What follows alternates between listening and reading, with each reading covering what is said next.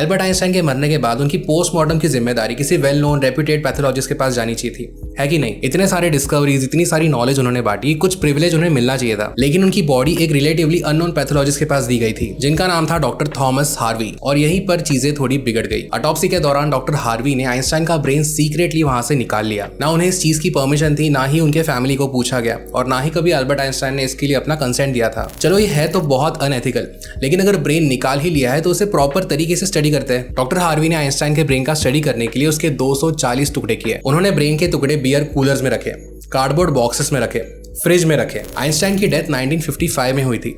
इतना जुगाड़ू काम करने की तो वैसे कोई जरूरत नहीं थी। आइंस्टाइन का ब्रेन हार्वी के बेसमेंट में पड़ा रहा, फ्रिज में घूमता रहा। लोगों को पता ही नहीं चला कि उनका ब्रेन कहाँ है। 1985 में जब हार्वी ने पब्लिकली अनाउंस किया तभी कुछ स्टडीज पब्लिश हुई, जैसे ये। लेकिन ऑफ कोर्स इन स्टडीज को काफी साइंटिफिक क्रिटिसिज्म मिला क्योंकि सैंपल साइज लिमिटेड था और काफी एथिकल क्वेश्चंस खड़े हो गए थे। सबसे क्रेजी बात तो ये है कि आइंस्टाइन की फैमिली पहले तो उन पर गुस्सा थी, लेकिन बाद में उन्होंने साइलेंट अप्रूवल दे दिया, एक शर्त पर कि ब्रेन का यूज जेन्युइन साइंस के लिए होना चाहिए, ना कि कोई मीडिया सर्कस के लिए। लेकिन जितने अच्छे से आइंस्टाइन के ब्रेन पर रिसर्च की जा सकती थी वो इस हार्वी नाम के डॉक्टर की वजह से नहीं हो पाई, या शायद उन्हें क्रेडिट देना चाहिए क्योंकि उन्होंने वो ब्रेन चोरी कर उस पर स्टडी की थी, और जो भी इन्फॉर्मेशन हमें पता है वो उसकी वजह से पता है। बस अगर इसे ठीक से कर लेते तो हमारे पास आइंस्टाइन के ब्रेन के बारे में बहुत सारा डेटा होता। कुछ चीजें हमें पता है, कुछ चीजें नहीं, लेकिन इन सम वे आइंस्टाइन का ब्रेन इवेंचुअली एक मिस्ट्री बन गया। अब भी आपको सैंपल्स मिलेंगे, लेकिन जो ब्रेन पर डीप लेवल की डिस्कवरी की जानी चाहिए थी वो नहीं हो पाई, और ना अब कभी हो पाएगी।